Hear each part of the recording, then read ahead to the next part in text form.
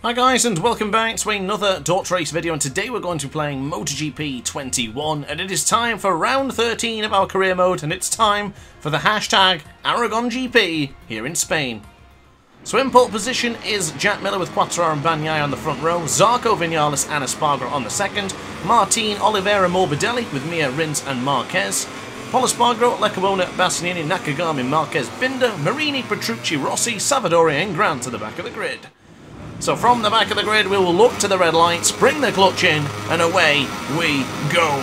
Can we get a good start? There's an imperative here in Aragon as we try and weave our way through the traffic, get firm on the brakes, and hopefully we can take up a few positions going to the left-hand side. Are we brave enough to squeeze on through on Lecabona? We are up into 14th already for the world champion. That is exactly what we needed to do. We have Marquez, Rins and the two Suzukis in sight of us as we now go on the right-hand side. Not quite close enough to the rear of Marquez, but I may have a lunge going in the left-hander if we get close enough. And I tell you what, we almost were. Marquez gave us a little bit of space. It's very un-Marquez. That's not exactly what you would see from the 8 times world champion, but we now break on the brakes for the right-hander for turn 7. Nice and tight to the apex and right onto the rear of the factory Suzuki of Alex Rins. Up into 12th place.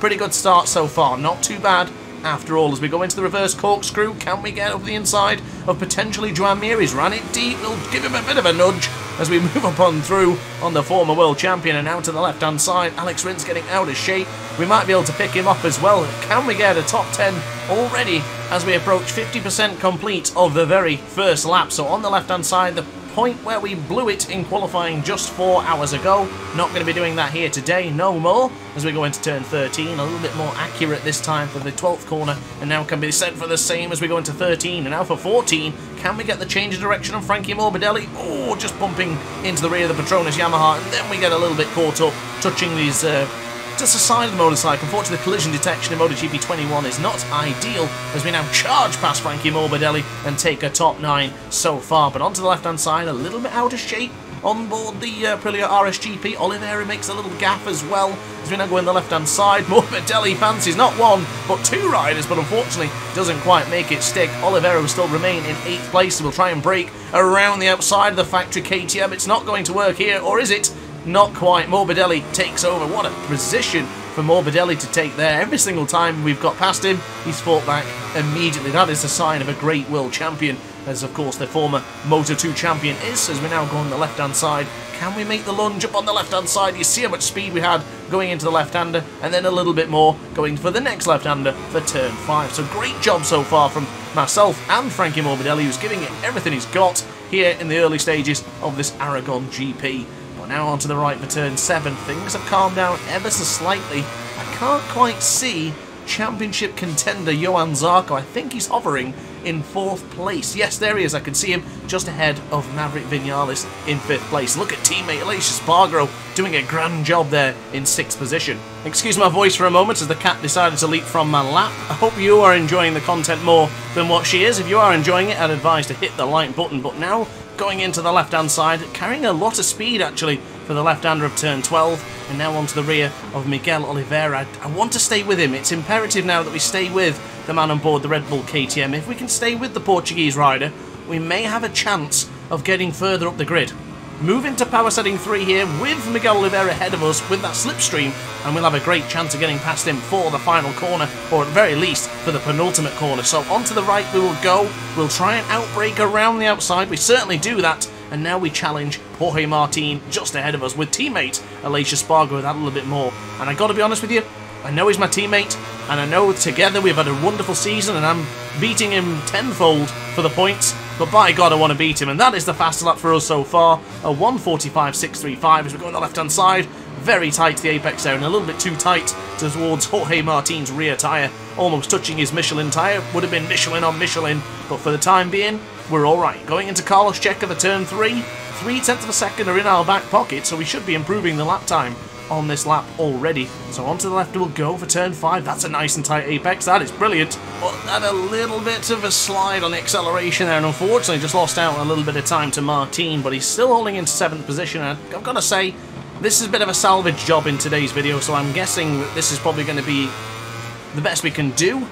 But if we can actually get a little bit further ahead, I'm going to be very happy. We're not that far away from victory contention, actually. This is going to be One hell of a job, though. We're going to have to be really, really good here, and we have to be absolutely perfect from this point forwards, as Jorge Martin has a little look behind him. We're 2 seconds down from a potential chance of victory, and it's going to be a little bit less for the actual podium, but we'll go into the left-hand side now, looking a little bit wide, a little bit too late on the brakes there for turn 12. Unfortunately, that did stop us temporarily from staying within the rear of Jorge Martin, and now another mistake has come, getting a little bit out of shape for 14. Unfortunately, we have blew it.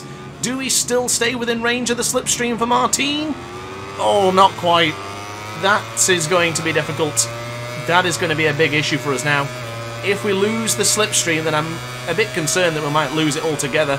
We'll try and get in behind Jorge Martin and hopefully pick it up once again, but I am really concerned that I can see a gap. Yeah, I can definitely see a gap now between Vinales to Zarco and Vinales to Espargaro, so we might not be able to chase them down. We need all the slipstream we can get, even though we've got a lot of power underneath this Aprilia RSGP. We still need more slipstream, of course. Surprisingly enough, we still have the fast lap of the race. A 1:45.635 is certainly not what I anticipated in today's video, but I'm happy with the performance so far. We always do well in the races, never the same for the qualifying session, as we actually got another lap within the 1:45 just a moment ago, so it shows you how much time we lost and how much time we were actually gaining on that previous lap, because we even made a mistake and still got into the 1:45s. But now we're losing the touch with Jorge Martin. I feared that once the power setting 3 would finish, and another mistake there come into the 7th corner. Oliveira has taken over for my 8th place, and now Morbidelli, he's back on through.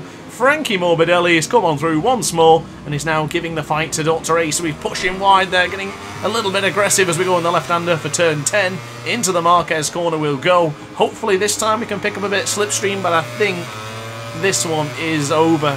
The best we can probably hope for now is 8th place, which I'm still happy with. I think that's a fantastic position. It's not going to be quite as impressive as we did in Silverstone, but it's still a very good job starting from the back of the grid. I will confess it is rather painful knowing that if we qualified better, we would be in a fight for the victory, or at the very least a podium. And we're doing very good laps now. Yes, we have got a bit of slipstream, and yes, we're using braking markers from the rides ahead of us, but we're gaining so much more experience and more speed rather than we do in the practice sessions. I don't know why I struggle so much in practice and qualifying. I just don't think I push hard enough. I think it's just a case where I just don't feel like I'm really pushing that hard, and I take it a little bit more easier, and then when it comes to the race I absolutely go full gung-ho. I'm just a Sunday man, or in this case I'm a 6 PM Grand Prix video man. For some reason the qualifying never goes well, and it's really on display right now how much the difference is. We were doing 1:47s, so even after that bit of a performance on the previous lap, it's still better than what we produced over the weekend or even in the practice session. So we have a lot to learn when it comes to practice, and I said last season we would improve, and looks like I lied. We've actually had a little bit more improvements. We have had a few pole positions already this season. I think we had to wait a long time last season for a potential pole position, but onto the right hand side we'll go, back to the action as we now go into turn 7. We have closed in a little bit on Miguel Oliveira, and we are getting a little bit quicker, so this is not over yet. We could definitely take 8th position.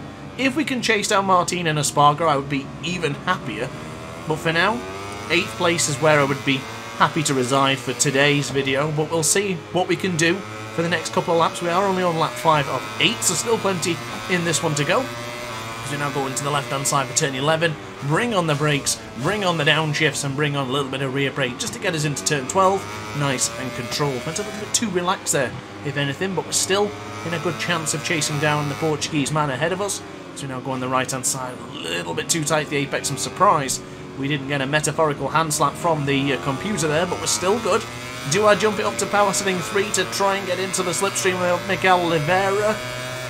Not quite. I think we might do without. We should be alright. I'm tempted though. It is certainly tempting to then use it on the exit up into turn 17, but now into the penultimate corner. We have closed in on the Red Bull KTM. Jack Miller in the lead with Pecco Bagnaia. Nope, Quartararo just swapped it over. He's now into 2nd place. Maverick Vinales, the fastest man on track right now with a 1:45.607. So that's a great lap for the Spaniard for the number 12. But now onto the left we'll go. Oliveira, can you defend against the world champion? How will you defend against the world champion. So we'll go into turn 3 for the Carlos Checa corner, nice and tight to the apex if we can. Not as tight as I would have wanted, but we're still in the battle and competition for 8th place. Looks like teammate Espargaro is getting beaten up there from Jorge Martin. Martin might have the lunge going around the outside for the next corner. I don't think so. Turn 7 has got a battle brewing there between Martin and Espargaro. Look how close Espargaro was to the rear of Jorge Martin. That's a good battle to watch, actually, even from this perspective. But for now, we are still pursuing Oliveira as we break and slide into the 8th corner. And now into turn 9, Martin did get the better of teammate Espargaro. So bringing on the acceleration, Oliveira wants it. I think Oliveira's looking a bit racy now. He fancies it. We were so close behind him just a moment ago, and now all of a sudden he's brought on the jets and he's decided to move on through and get closer and closer to the riders ahead of him. We'll try and do the same, and hopefully we can bunch this gap up and have a bit of a quartet battle for that 6th position. The 6th place is a lot more appealing than 9th, let me be honest with you. But we'll break very firm for the right-hander of turn 14. Nice and tight to the apex. That's a bit better. That is a bit better. Braking now to the left-hand side. Bring on power setting 3 if we can spare it and get him behind Oliveira. We might have a chance of improving to 8th position. So here we go. Full acceleration, full slipstream, flying past the Red Bull KTM as we go firm on the brakes to the left-hander. Drop it down to second power once again, because if you're not careful, you'll be bringing on too much acceleration, spinning up the rear as you go into the 17th corner. So here we go then, across the line, we'll get a good indication of where we are being. Actually back into the 145s once again. That's a good sight. That's a very good sight, only 0.3 of a second slower than the fastest lap as Miguel Oliveira gives us a bit of a nudge going into the first corner as we now go on the right-hand side, 1 second behind Aleix Espargaro. And I'm getting flashbacks a little bit from last season. I'm sure we were in a very similar situation as we are now, and Aleix Espargaro dropped like a stone, like a sack of potatoes in this Grand Prix. So let's see if he's going to do the same thing now. Maybe he's changed the tyres, maybe he's had a bit of a notion not to drop it so much like he did last time, and hopefully, well, regardless, I hope we improve upon that and get him behind teammates, because we are improving on the lap. This could be the fast lap of the race if we can continue at this pace. So going into turn 8, nice and calm, nice and relaxed. So we flick it to the left-hand side for turn 9. Not bad. We have the bit between our teeth. It's nice to chase someone down. We've taken a 10th or 2 away from Aleix Espargaro as we go on the left-hand side. Slowly bring on the acceleration. We're up by 10th and a little bit to the previous lap time, so this is pretty good. As we're now very, very hard on the brakes and firm. We'll go for the left-hander for turn 12, and that's a track limit warning. Getting a little bit too eager is Mr. Grant as we go a little bit too tight to the apex for turn 12, but now into 14. Can we do the same or similar to the previous lap where we gained a lot of time on Miguel Oliveira? And there we go. Maybe a bit of power setting 3. I'm a little bit concerned with how much fuel we should put in there because I don't want any flashbacks from Red Bull Ring, but we'll use a bit of it and hopefully we can get him behind Aleix Espargaro by the end of turn 17. So here we go, a little bit out of shape, just barely touching the rumble strip, and that has caused us major harm and major concern, and that is no longer getting us as close as we would have wanted to Aleix Espargaro at that bloody corner. Just touching it, just barely touching it, and that absolutely scuppered our chances of getting behind teammate Aleix Espargaro. Or has it? The gap is 0.7 of a second. We have a chance here, and those last 2 laps, 1:45.9 and a 1:45.8. Those are some pretty good pace right now. We've got it in the bag. We just got to stay with him. We've got to stay and hold it together, and maybe then we'll chase down Aleix Espargaro. But then again, what's the point? I mean, we're talking a few points at most when we're battling for a world championship. I don't know if that's a good idea. We had the same concern last time in Silverstone where I could have gone absolutely gung-ho to try and beat Alex Rins and the other riders for the podium, but was it the smart thing to do? I don't think it is. I don't think it's the smart thing to do here either. We might have to be smart in this one. I don't know. I'm so tempted to continue though. We've got half a lap of fuel, so we've still got plenty of time, and we could use power setting 3 for the final or penultimate corners, but I don't think we're going to make it. Espargaro is 0.8 of a second. Let's see how much time we can gain. Braking very firm for the left-hander for turn 12. We've run it wide. It's not going to happen. It's not going to happen. Let's just calm it down now, accept defeat, and move on to the next Grand Prix after finishing in 8th place. I'd be okay with that, I really would. We're still closing in though, but it's not going to be enough. We don't have enough. I'll use power setting 3, but it's not going to be enough, and especially if we touch the rumble strip, we're going to absolutely die, so we definitely don't want to do that again. And Oliveira is only 0.7 of a second behind, so I think we are going to conclude this Grand Prix in 8th place, which, you know what, that's a good result as far as I'm concerned. Jack Miller will take victory here in Aragon, Bagnaia and Quartararo 2nd and 3rd respectively. Espargaro in 7th ahead of us, and teammate to him, Matt Grant, finishes in 8th place. Not bad for the world champion who started last place. So the confirmation is on your screen right now. Miller, Bagnaia, Quartararo and Johan Zarco, the fastest man on the final lap, finishes in 4th place. So thankfully we didn't lose too many points to Johan Zarco, but Zarco has indeed closed the gap to just 2 points. Quartararo now trails by 28. So looking at the team championship, and Ducati Lenovo team still leading the way, just 3 points barely ahead of Pramet Racing, and a whole 48 whopping points clear from Aprilia Racing team, Gresini. And something I always tend to forget to show you, but here we are today. That is the Constructors' Championship with Ducati just literally walking off with it already here in round 13. But upon that note, guys, that is going to be it from me. I hope you enjoyed this video. It's been a tough battle starting from the back of the grid and moving our way forwards. But I'll tell you what, I very much enjoyed it. So I hope you guys did too. If you did, let me know in the comment section down below. Hit the like button if you really enjoyed the video, and also subscribe as well for a lot more DrAce content. But upon that note, guys, thanks for watching, and I'll see you in the next one. Ciao for now. Oh hi, didn't quite see you there. Good to see you're still here. If this video didn't quite set your appetite, then why not watch some more DrAce content by clicking the video shown on screen now. Furthermore, if you would like to follow me on social media, you can do so now with the links down in the description. Consider subscribing so you don't miss a single DrAce video.